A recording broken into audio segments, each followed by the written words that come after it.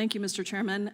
Perhaps my colleagues on the other side of the aisle should consider that the very reason that Donald Trump has faced more nationwide injunctions than Joe Biden is precisely because Trump is grabbing unprecedented power from Congress and from the judiciary, power that is not accorded to any president because we do not have kings in this country. If you try to eliminate birthright citizenship, jail people for free speech, slash funding and fire people, and eliminate departments that are actually established by Congress, if you try to use Cold War era regulations to do mass deportations, then yeah, you're gonna get nationwide injunctions. So maybe if you don't like the injunctions, stop doing the illegal stuff. The argument that the judiciary has run amok is a very convenient political argument that's being weaponized to eliminate the fundamental checks and balances that our founders put in place to protect the independence of the judiciary from the political branches of government. If there are threats to the independence of the judiciary, they come when unelected billionaires try to buy court seats. They come when there is no ethics code that stops justices from being captured by special interests. The lower courts have played a critical role in this independence from political systems, delivering results that people from both parties have liked and disliked.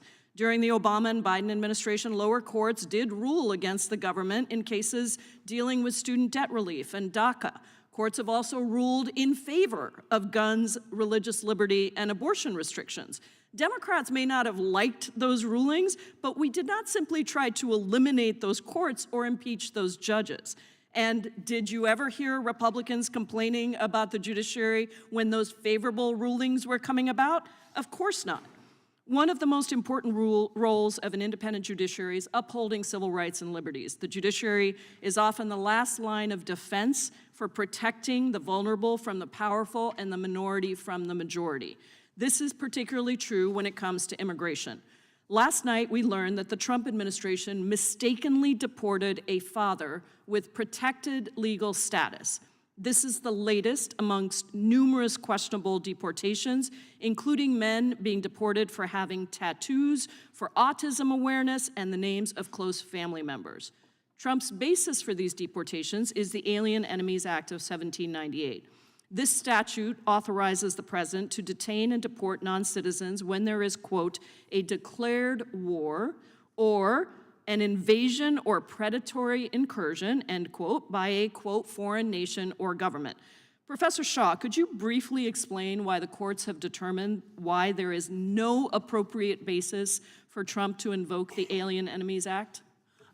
Well, I should say it's all in a very preliminary posture, but Judge Boasberg issued his initial temporary restraining order essentially on the grounds that individuals who were subject to this deportation on the basis of this invocation of a 1798 statute that has been used 3 times in our history needed some opportunity to contest or present evidence before being sent to prisons in El Salvador. So this was, just to be really clear, Judge Boasberg did not order anyone's release inside the United States. Everyone is able to stay in U.S. custody. It was simply a determination that the basic demands of due process were not suspended by the invocation of the Alien Enemies Act. And why are those due process rights so important in the immigration context in particular?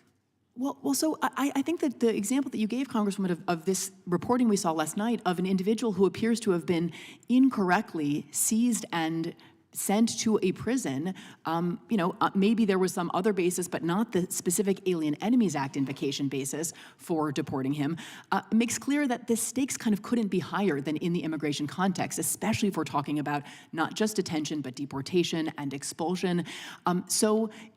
Due process protects us from being summarily deprived of life, liberty, or property, and those interests in some ways are at their highest when we're talking about the government taking custody and potentially expelling an individual. And this law was used, wasn't it? It was invoked by President Franklin D. Roosevelt to detain 120,000 Americans of Japanese ancestry during World War II? That's right. It was part of the basis of the detention and internment of Japanese Americans. And so these actions don't just affect foreigners. What's at stake are constitutional rights for all Americans.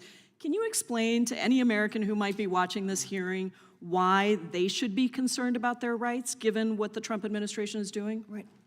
I mean, I think that the Constitution is the only thing standing between any of us and being summarily placed on a plane. And judges are the ones who are often in the position of enforcing those constitutional rights. So this is not about protecting an other, right? This is about protecting all of us.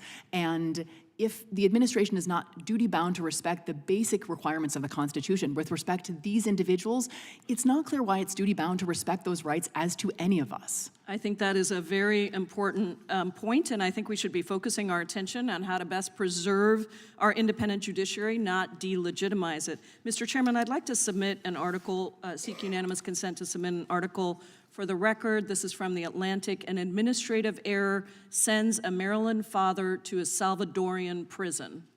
Without objection, so ordered. Thank you. I yield back.